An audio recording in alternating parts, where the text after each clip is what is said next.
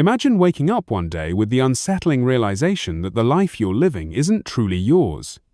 What if the choices you've made, the beliefs you hold, even the dreams you chase, were shaped not by the deepest part of you, but by the expectations of others, your family, society, or the quiet fears whispering in your mind? How much of who you are is you, and how much is a mask, carefully crafted to fit in? Today, we embark on a journey inspired by Carl Jung, a visionary who dared to explore the hidden depths of the human psyche. His profound insight: life doesn't truly begin until you find your true self. But what does that mean? Is it just self-awareness, or something far deeper, more transformative? Stay with me, because we're about to uncover the forces shaping your identity, why most never break free, and how you can start today. What you'll discover might just change the way you see yourself forever. Let's begin with Carl Jung, a pioneer of depth psychology who looked beyond the surface of the mind to the vast, uncharted realms of the unconscious. Unlike others who saw mental health as conforming to society's rules, Jung believed true growth comes through individuation, the journey to become your most authentic self. Picture someone who spent years climbing the corporate ladder, chasing promotions to win approval, only to feel hollow, sensing their true calling lies elsewhere, maybe in writing or helping others. That emptiness is what Jung wanted to address. He saw most people trapped in lives shaped by external pressures, family, culture, or fear, seeking validation through success or social media likes, yet haunted by a quiet unrest, a feeling that something's missing. Jung's radical truth: life begins when you stop hiding from yourself and embrace every part of who you are, the good, the messy, the hidden. But here's the reality: this journey isn't a quick fix. It's a lifelong process, unique to you. For one person, it might mean rediscovering a buried passion for art. For another, it's confronting a fear of being seen. Setbacks are part of it, and that's okay. So, let's start here. Think of a recent choice you made, like taking a job or staying silent in a conflict. Ask yourself, was this my choice or someone else's expectation? Grab a notebook and jot down one feeling that comes up: contentment, regret, unease. This simple act can reveal where your life aligns with your true self, or where it's drifting. Try it, and share in the comments what you uncover. What stops us from finding ourselves? It begins the moment we're born. We're given names, roles, and rules about what's acceptable. Parents, teachers, society, they teach us what's praised and what's punished. Imagine a child who loves dancing but is told it's impractical and pushed toward engineering. Slowly, they suppress their joy to fit in, building what Jung called the persona, the mask we wear to navigate the world. It's the professional you at work, the cheerful friend at gatherings, or the perfect sibling. The persona helps us belong, but when we mistake it for our true self, we lose something vital. Take Sarah, a lawyer who shines in court but hides her love for poetry, fearing it makes her seem weak. By clinging to her professional mask, she feels unfulfilled, disconnected from her creative core. The persona isn't the enemy, it's necessary for social life, but over-identifying with it buries your authenticity. Here's the nuance: you don't need to abandon the persona, as that could alienate you. The goal is to wear it consciously, knowing it's not all you are. Try this: pick one role you play, like reliable coworker or doting parent. Write down 2 traits you hide to maintain it, maybe vulnerability or ambition. Then, test expressing one in a small way, like sharing a poem or voicing a bold idea. How does it feel to let your true self peek through? Drop your thoughts below. Now, let's face the hidden side of you, the shadow. Everything you've suppressed to fit your persona, your fears, desires, even talents, forms the shadow. It's not just negative traits like anger or insecurity. It holds gifts, like creativity or courage, you've pushed away. Picture John, a shy teacher who buries his desire to lead, thinking it's arrogant. He feels bitter when others take charge, not seeing it's his shadow at work. The shadow doesn't vanish, it shapes us unconsciously, often through projection. Ever dislike someone's selfishness without knowing why? Jung would say it might mirror a suppressed desire for self-care you've labeled wrong. The shadow shows up in anxiety, self-sabotage, or strained connections. But here's Jung's genius. The shadow is your key to growth. By facing it, you reclaim lost pieces of yourself, unlocking authenticity and freedom. For example, if you're annoyed by a colleague's confidence, explore whether you've hidden your own to avoid seeming too much. Here's a step. Recall a recent emotional trigger, like frustration with a friend's neediness. Journal about one quality you dislike in them and ask, is this something I've suppressed in myself? If it feels heavy, talk to a trusted friend or therapist. What shadow trait did you find? Share it in the comments. I'd love to hear. Facing the shadow isn't about erasing it, it's about integration, accepting these hidden parts. Take Maria, who avoids public speaking due to fear of judgment. Digging deeper, she recalls being mocked as a child, realizing her fear is rooted in that moment, not now. Acknowledging this loosens its hold, letting her speak authentically. Or consider someone who feels inadequate at work. Exploring this shadow might reveal it stems from a parent's impossible standards, not their actual ability.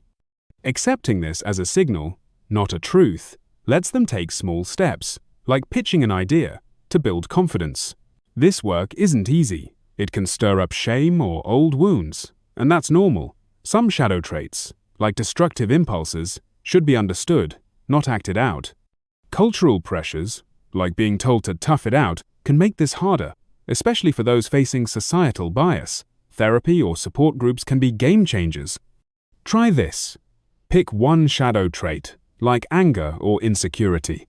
In a 5-minute meditation, imagine it as a character and ask, what are you here to teach me?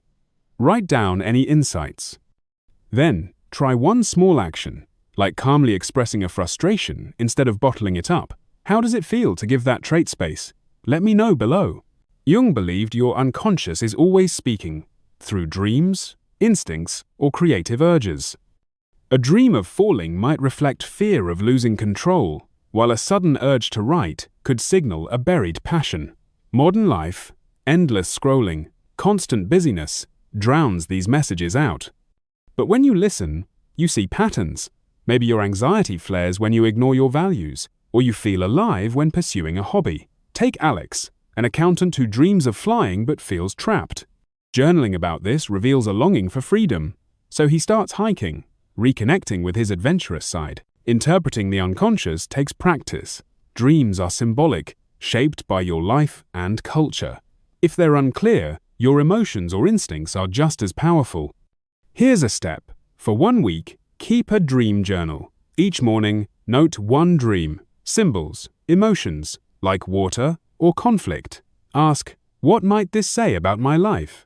If dreams don't come, free write for 5 minutes about a recent emotional moment, like feeling lost. Look for recurring themes. What did you uncover? Share in the comments. What drives these inner patterns? Jung's answer: archetypes, universal blueprints in the collective unconscious, inherited from humanity's shared history. They appear in myths, religions, dreams. The hero, mentor, trickster. The hero archetype urges you to overcome obstacles, like pursuing a new career despite fear. But it's paired with the shadow, like self-doubt that stalls you. Imagine Lisa, who dreams of starting a business but procrastinates, fearing failure. That's her hero battling her shadow. Then there's the anima, feminine energy in men, like intuition or emotion, and the animus, masculine energy in women, like logic or assertiveness. Tom, who hides sadness to seem strong, suppresses his anima, feeling emotionally cut off. Priya, who avoids leading at work, fearing it's too bold, rejects her animus. Balancing these creates wholeness. But archetypes vary by person. Your hero might be about personal growth, another's about community. Cultural norms, like gender roles, can complicate this. Try this. Identify a recurring challenge, like avoiding leadership. Ask, is this my hero, shadow, anima, or animus? If it's hesitation, it might be an imbalanced animus. Test one action, like leading a small task or sharing a feeling. How does it feel? Drop it in the comments. The deepest illusion is a fixed self. Jung separated the ego, the I, tied to labels like teacher or anxious, from the self, the totality of you, including the unconscious and humanity's wisdom.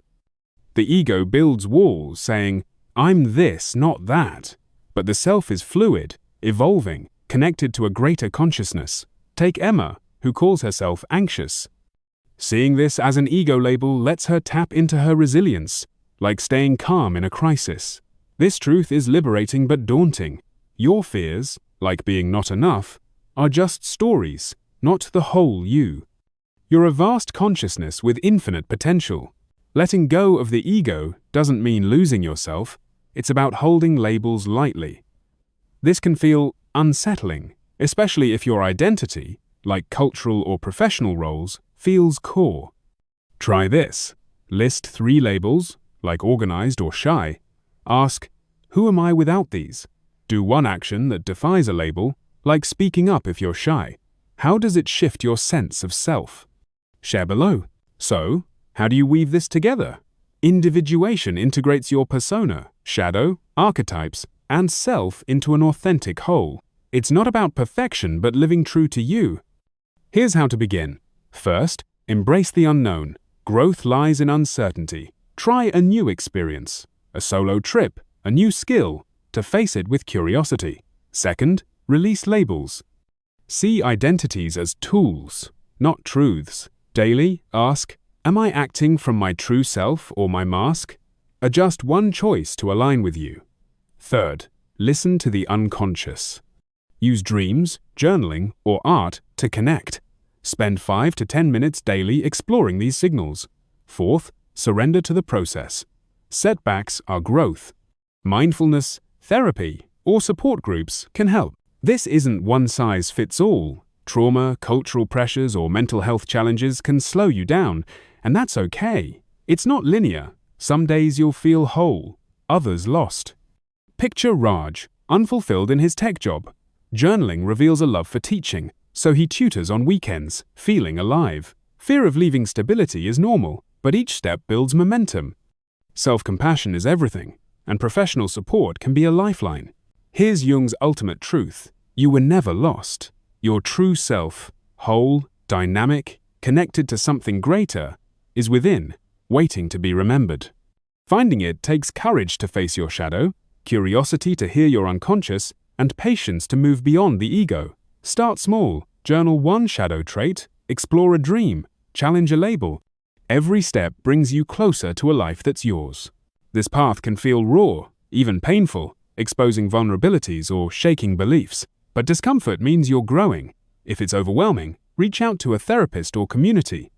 Your challenge: pick one action from this video, journal a shadow trait, explore a dream, or defy a label. Try it for a week and share your story in the comments to inspire others. The journey to your true self begins now. Will you take the first step? Thanks for joining me on this odyssey. If this spoke to you, hit that like button, subscribe, and tap the bell for more journeys into the self. What's one step you're taking toward your true self? Drop it below. I can't wait to hear. Until next time, keep exploring who you are.